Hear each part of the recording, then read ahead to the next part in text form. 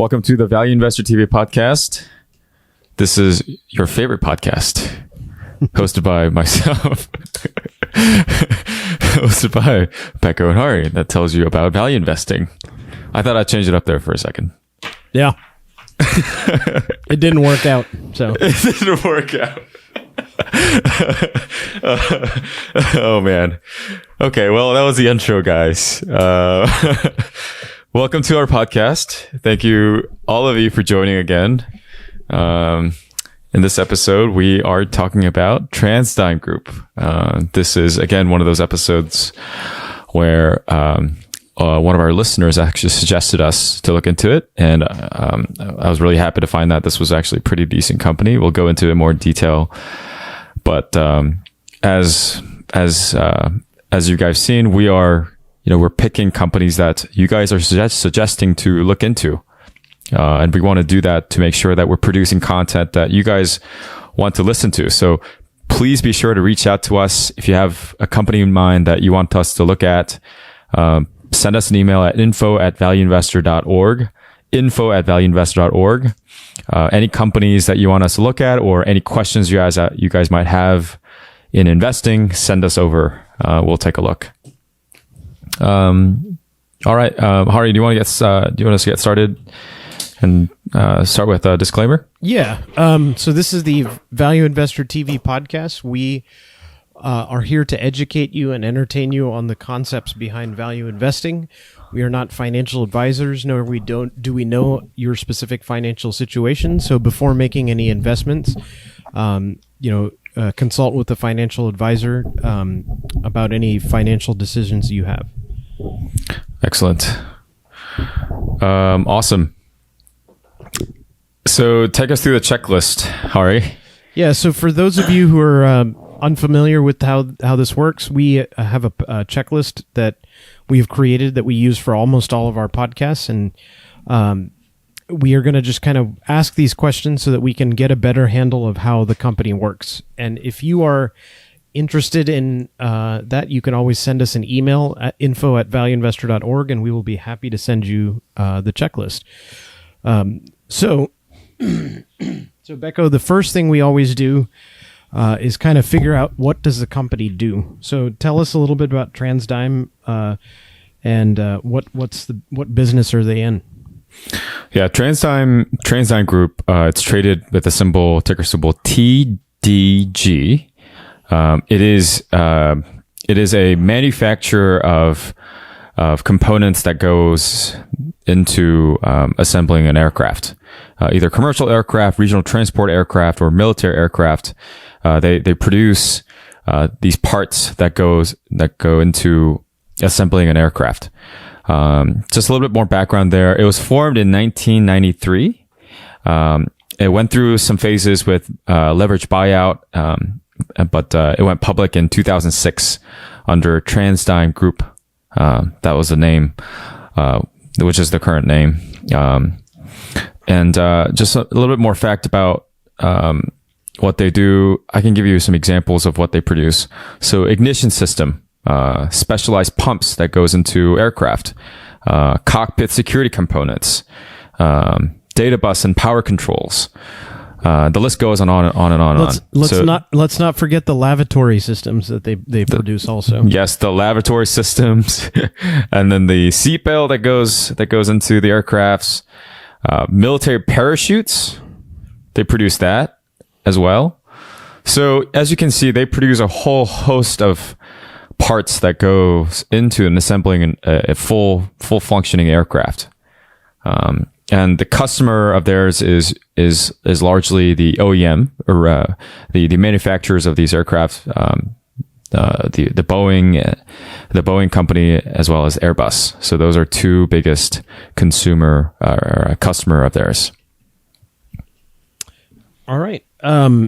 Yeah. So looking at that, and we'll actually kind of walk through this as we go down the checklist. I think there's some interesting parts about, the niche areas that they operate in. So kind of give us a little bit more info about that, before we start talking about competitive advantages. Yeah, I think, that's important to highlight here. TransDigm Group, as you can imagine, producing parts for aircraft is a very niche industry, right? Not everyone is producing parts for aircraft carriers, or not aircraft carriers, sorry, aircrafts. And so if you look at their numbers, it's really interesting. About 90% of their sales is generated by proprietary products, meaning that they pretty much have dominance over that category, product category. And if you look deeper, they say about 80% of their net sales from products they're the only source providers for those products. So about 80% of all their sales in their product category, they're the only player in that space for that subcomponent. So you can imagine the kind of price power they have in controlling that niche product market. It's a pretty powerful thing if you are the only provider in that space. Yeah, and as part of that, their history, as Becco kind of mentioned, they are heavy acquirers of specialized aircraft businesses, and that so they're looking to acquire businesses that are the only provider of a particular part or product that goes into this. So think about them as not just one. They're not manufacturing just one item, but they're manufacturing hundreds and thousands of different items. And they're the only provider for about 90% of their revenue. Yeah. I mean, if you think about that, step back and think about it. I know we're going to go into this question of competitive advantage, but these are highly specialized components that goes into an aircraft, and engineering wise, it's a difficult feat to achieve. And regulatory wise, it's a big hurdle to go over because, as putting anything in aircraft is a highly regulated subject. It's similar to aircraft. Aircraft industry is similar to aviation industry, similar to medical industry in that it's tightly regulated. And so getting over that hurdle is a big, big competitive advantage that the incumbents have over new entrants. It's tightly regulated unless you're Boeing and making a aircraft with the name Max in it. So, yeah. I mean, we'll talk about that too, because it's basically a duopoly. We talked about that yesterday, or not yesterday, but last week, in that in these mature industries, it kind of emerges when they become mature. You have these sort of duopolies at play. Last week we talked about Visa and MasterCard, where, Visa and MasterCard are basically duopoly system. If you look at airline industry, or not airline industry, but manufacturers of airplanes, you basically have Boeing and Airbus. So if they're affected, all the subsequent upstream supply chain gets affected. So it's an interesting play here, and we'll talk about the kind of the dependence on these large OEM manufacturers later in the episode. Yeah. So now that we've kind of set it up with what the business does, we've had a kind of alluded to their competitive advantages. But why don't you kind of give us, we'll go through the list and tell us if this is their actual advantage. Do you think that they have a brand moat? Not in a conventional sense, but I think they certainly do have a brand moat. And I'm not sure how strong it is, but they certainly do. And the reason why I say it's unconventional is because when we think about brand moat, well, at least for me, it reminds me of a lot of consumer products, right? Yeah. Like Nike versus Adidas, or I don't know, some knockoff brand. Their brand actually makes a huge, huge difference. Whereas in kind of B2B business, as you're seeing here, brand, it doesn't have that strong of a push than, say, in a consumer business. But I don't want to discount brand altogether, because if they've been around the block since 1993, and they're selling all kinds of products to OEMs, they do have a strong brand in their niche industry. They're kind of trusted as, they're seen as this trusted component manufacturer with high quality, high value components, reliable component producers. So I think brand certainly has a play here. Yeah, but I think, it's probably not their strong strong moat or strong advantage. So let's keep going through, and then we'll reassess all of these together. Sure. What about network effects? Yeah, I don't see a lot of network effect at play here. Okay. They're just selling components to OEMs. Right. Switching cost. Oh yeah, I think this is a big one. Yeah. Right. If you build your airplane with these components, it's hard to just rip them out and replace it with another one. It's just hard to do. Yep. You have all these downstream consequences of switching parts. So switching costs, definitely there's a competitive advantage there. Yeah, I mean, in some cases, the switching cost is infinity, right? Because you're basically, if you switch away from them, there is no alternative.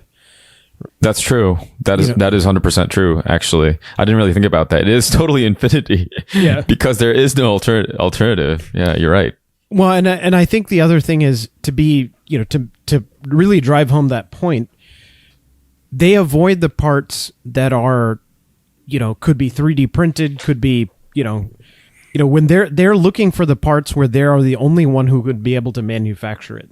And so they're not looking for parts that have lots of competition. They're not looking for, to acquire businesses that have, parts that can be outsourced to different groups, right? It's really, this is the sole source provider of a particular item, right? And if you've ever dealt with government or military contracting, you'll know that, acquiring a particular item, as part of that contract, they will do they have to release it to the public to make it available. And if there is if you are a sole source provider of a particular item, then, you can fast track, some of that item. So this is kind of a big deal. There isn't enough money to be made in having two of these, people make it. And since these items are proprietary, it's too expensive to really have somebody else, acquire the plans, right? It's really just one person can make it. So, yeah. Okay. Let's keep going through this list. Low cost competitive advantage. I don't think that's a strong suit here. I think this, as you alluded to this earlier, they are the sole provider for a lot of the components that goes into an aircraft. Yep.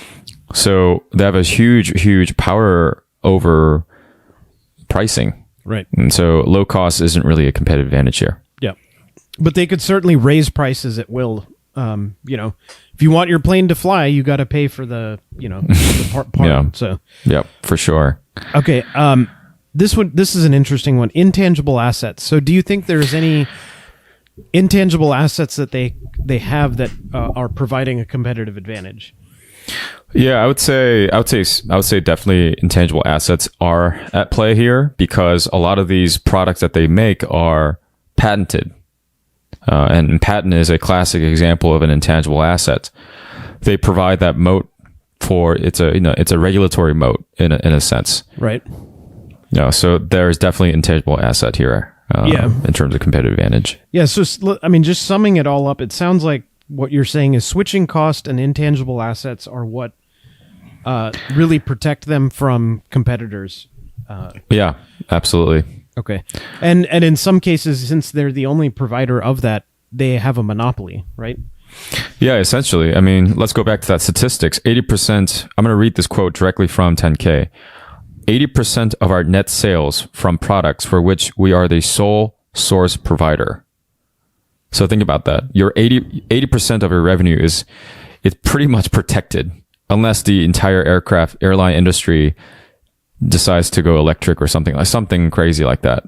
And even then, you still need many of the same parts that go into the plane. Sure. Right. You would still need to have them. They're not. It's not like they're making one item that's they're the sole source provider of, right? It's hundreds of different parts that they have. Yeah. And I actually want to get your opinion on this, Hari. And I think this is kind of, this is not so much a network effect, but I think this is important to capture here. They since they've been operating since 1993, some of the statistics that I found in 10K, they said about 95,000 commercial transport, regional transport, military aircrafts, their parts are in about 95,000 aircrafts. So think about the magnitude, think about the scale of their operation, and think about the deep penetration that they have in this industry.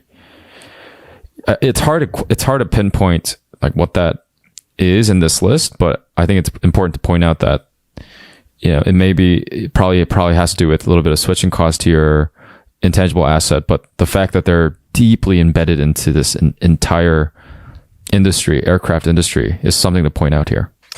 Yeah, and I don't know enough about the the aircraft manufacturing and repair industry to know.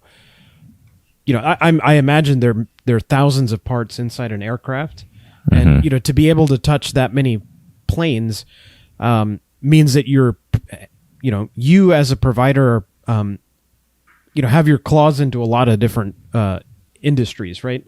So even with the 737 MAX being an issue, or one airline like American Airlines is struggling right now, it really doesn't affect you because you have so many different places to go, and it goes worldwide as well, right? Yeah, absolutely. Okay. So let's keeping with our competitive advantage discussion, we've defined it as switching cost and intangible assets, but how durable do we think this advantage is, and what are their risks to that advantage? Yeah, so I think to answer this question, I think it's good to think about the counter argument to this. This is something that we did in the last episode with Visa. Yep. If you and I had a pile of cash, could we meaningfully start a company and meaningfully compete in this space, namely to compete against TransDigm? Do they have a, quote unquote, impenetrable moat, impenetrable competitive advantage? And I think the answer is more of a yes than a no. They have a deep knowledge of how to build these products, and they're so embedded in the entire aircraft industry. We talked about the switching costs. Switching costs for all these parts combined is massive. Mm-hmm. For you to make one piece of sale here and there, it's going to be a battle of attrition. Yeah, and I think they can.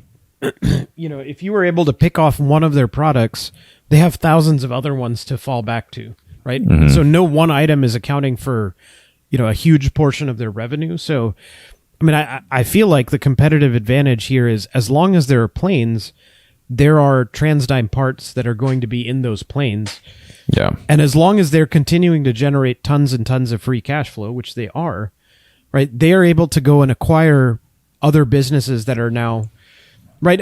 For them, what they would say is, let's say Becco and I had $5 billion and we started a part, aircraft part thing, and we made, components. TransDigm would just come by and buy us. Yeah, that's what they've been doing. Yeah, they just make an offer and say, that's cute. We'll just take out whatever you have, right? Well, and realistically, that makes sense, right? It makes a lot of sense. Their entire history has been acquisition after acquisition, but they pick off very specific areas, right? And so they know exactly what they're doing. And this is where, something when we talk about management, I think will be a very important part of the durability of this competitive advantage, right? Because if they start making bad acquisitions, then I think we have a potential for problems, right? But I feel like there's a pretty strong advantage when you're in 95,000 different aircraft. You're not servicing just one sector like the military. You also have commercial, and you have other areas that you can fall back on. And thousands of different parts.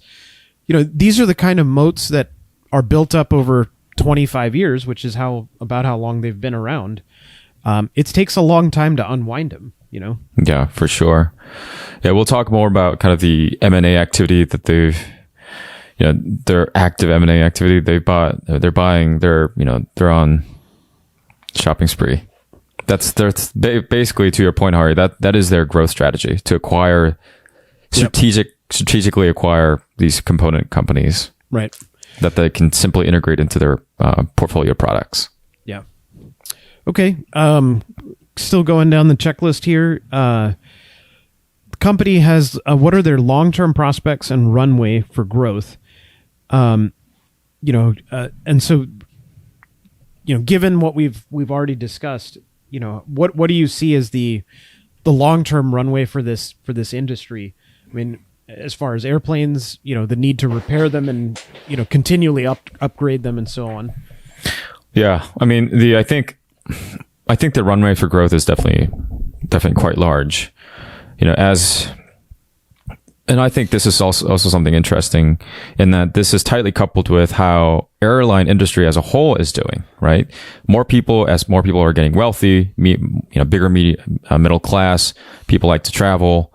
With more demand, there is going to be a lot more kind of demand on these components because Boeing and Airbus needs to produce more planes to meet that demand. And so in terms of long-term runway for growth, I see it very positively here. Yeah, I mean, I think it's kind of an interesting thing for them because as long as they continue to generate tons of cash, they have other manufacturers that they can buy to integrate into the portfolio, and then they just continually to grow, continue to grow the moat going forward. So, yeah, I think there's plenty of runway for growth, and there's plenty of runway to take that cash and buy back shares and do other shareholder friendly things. So, okay, moving along here. Does the company require a lot of capital reinvestment to maintain its business? And can it grow without further reinvestment? Yeah, so I think this is an interesting one. We'll talk about their finances in the next episode. But they're averaging, let's say for the past 3 years, they're averaging CapEx of about $50 million. CapEx about $50 million. And they're also investing by actively acquiring companies to grow their moat and also grow their business. And also, this is important to highlight that this is a hardware company. This is, they're manufacturing parts. And so as with those kinds of businesses, there's always going to be those constant repairs for your machineries, your buildings, and things like that. And so there's always going to be that capital investment required. But in terms of kind of the maintenance of the moat, I think you can do without it because they have a strong moat.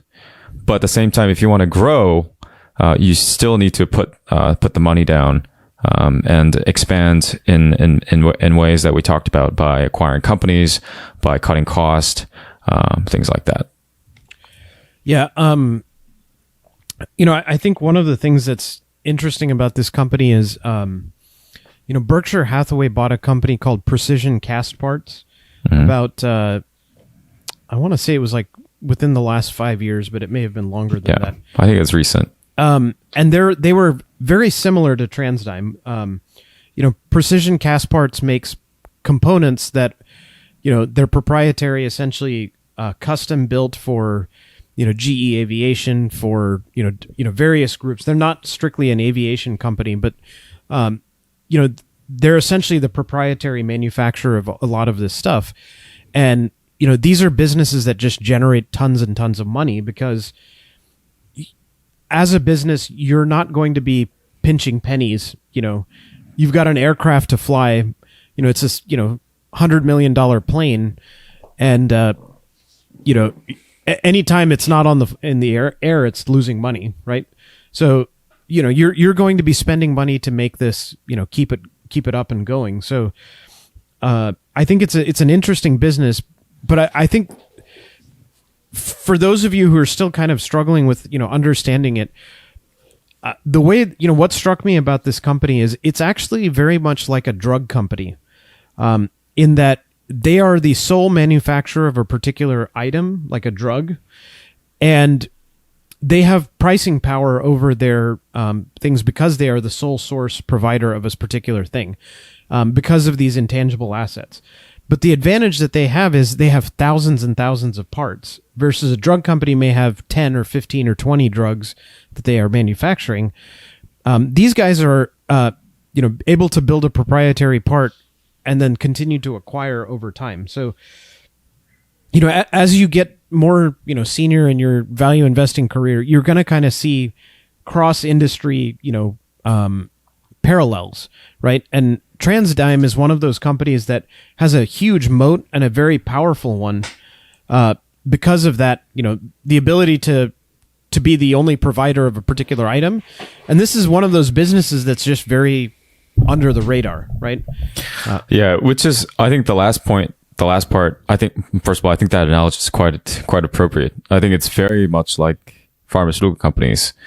Another thing that I want to mention is kind of the last piece you mentioned, which is that, these companies, they fly under the radar. No one knows about TransDigm. I mean, who knows about precision cast parts? Like, nobody knows them because they're outside of consumers' eyes. Yeah.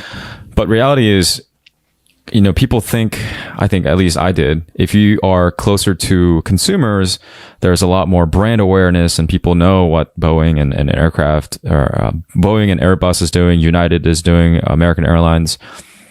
But if you go, I mean, and this part of the value chain is where a lot of competition is. But if you go upstream, which is where TransDigm is, which is where precision cast parts is like that. If you go upstream, the competition is a little bit less, I found, which is interesting. Yeah, I mean, as an investor, what you want is a company that has a monopoly, right? And if you can find one and you don't have to pay too much, you're going to win, right? Mm-hmm. So and an actual monopoly, right? Like not a, something that people need, right? And this is, aircraft parts are something people need. And I mean, if you just listen to the name TransDigm, you would never guess aircraft parts, right? So, all right, getting back to our checklist, we talking about competitive advantage and durability, are there any risks associated with the relationships that they have with their customers? Anything that you saw there that could be potentially, bad blood between them and their customers? I wouldn't characterize it as a bad blood, but I think it's something that we need to actually talk about here. Which is that, as we talked about earlier, Boeing and Airbus, those are basically duopolies in aircraft manufacturing space, OEM space. And they account for combined about 21% of their net sales. So Boeing about 10%, Airbus about 11%. And then another statistic here, top 10 customers account for 43% of their net sales. And so if you think about that, 21% goes to top two. And then about 20% goes to the top, I guess, 8 from 3 to 10. And then everyone else kind of falls afterwards. All that to say, the dependence on Airbus and Boeing could potentially in the future see some decline in revenue periodically here and there if they are going through some rough patches. For example, Boeing right now is probably going through some rough patches. So you might see a blip there, but it's probably minimal because they still have to build parts and service them. Another thing that I want to point out is that these aircrafts they last for a long time. They last for about 25 to 30 years. Which means that it has to be continually serviced. These parts break. You can continually sell these parts to the OEMs and the aftermarket. So in fact, aftermarket revenue is bigger than OEM, the brand new aircraft manufacturing companies. Which makes sense because once you sell it the first time, you're the only one who can make it. So when it's a new plane, you have to sell it, and then they have to replace it, in 5 to 10 years. Then, that comes back to them as well. So it's pretty amazing, right? You sell one thing and then you just milk milk for the entire duration of that aircraft's life, 25 to 30 years. Right. Yeah. Okay. So there is a potential risk with the customers being concentrated, but not terrible because they still have thousands of different parts, and their customer initially may be Boeing, but then it may be one of the airlines or a commercial transport jet or something company. Okay, what about suppliers? Anything that you would see there as a risk? I didn't see anything. Any red flag with suppliers. It's pretty standard. They acquire raw materials to build their parts. They have manufacturing facilities all around the world, mostly in the U.S., but all around the world. No issues that I could see with suppliers. Okay. How about employees? Any unions or anything that? No issues there. I guess one risk that we need to point out is that they are a global company. Mm-hmm. So managing employees all across the world could be a little bit difficult, but I don't see any major red flags here either. Okay, and then we've mentioned regulation before. Anything that you see there as being a particular problem? No, they've been in the industry for a long time, about 25 years. So they know how to deal with regulators. They, of course, embrace them because that's the only way you can actually, be successful in this business. Two important regulators that I want to point out is Federal Aviation Administration in the U.S. and in the EU, Joint Aviation Authorities. So they have strict guidelines and regulations on how to build different parts, different standards that you have to adhere to. These are, the government regulatory authorities, regulatory bodies, but also they're not regulators, but important in this discussion. Boeing and Airbus also has their own strict guidelines on how to manufacture components. So they also have to adhere to that. So it kind of goes back to our competitive advantage discussion. They have a long history of adhering to strict guidelines brought forth by government authorities, but also OEMs, and they've been successful at it. But going back to your question, no red flags here that I can see. Okay, and then we'll save the financial discussions for and the return on capital discussion for the next episode. So, that brings us to the end of the first part for TransDigm. But as we were talking here, we have a couple of things that we'd like to housekeeping items that we'd like to discuss. One is, this podcast was listener driven, and you can, if you'd like to discuss a company with us or have us review it, we would be happy to do so. You can send us an email, info@valueinvestor.org. The other thing that you can do that we would find interesting is if you want to fill out the checklist yourself and send it to us, we will also we can critique how you interpreted the checklist during the podcast, and not in a not like we're going to be jerks about it, but to try and educate yourself on the more you do this, the more comfortable you get. Becca and I do this all the time, and we're very comfortable with analyzing companies. We've gone through this checklist hundreds of times for every company that we look at, and the first few times may be a little daunting. So if you want to do it and send it to us, we'd be happy to do it. Review it, make a podcast out of it so that you can get something, and so can the rest of our listeners. So, we're very excited to, keep doing this because we get such nice feedback from you guys. So we're happy when you send us emails, and we would love to see what you think about a company, and, we'd be happy to, take a crack at maybe breaking your investment thesis. So, yeah, that sounds great. One thing I want to add to that, Hari. Yeah. Housekeeping item. I think we talked about this in the last episode when we talked about Visa, but this has been on our minds for a long time. We wanted to create a online community where you guys can freely ask questions, ask each other questions, build a community around value investing. And so we're opening up our Slack channel for our listeners. You guys can come onto our Slack channel and ask questions to us directly, or post questions to the whole group.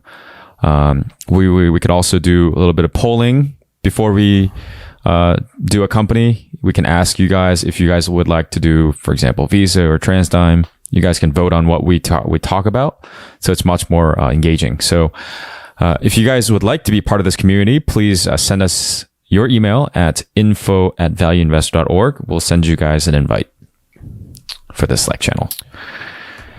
All right. It's very exciting. We're super pumped because Becco, that's how Becco and I communicate all the time. And so you can be part of that if you'd like. And we'll, instead of having to send us emails, you'll be able to chat with us and with each other in real time. So yeah, that's exciting. Awesome. Thank you guys for listening. We'll see you guys on the next episode. Yeah. Thank you.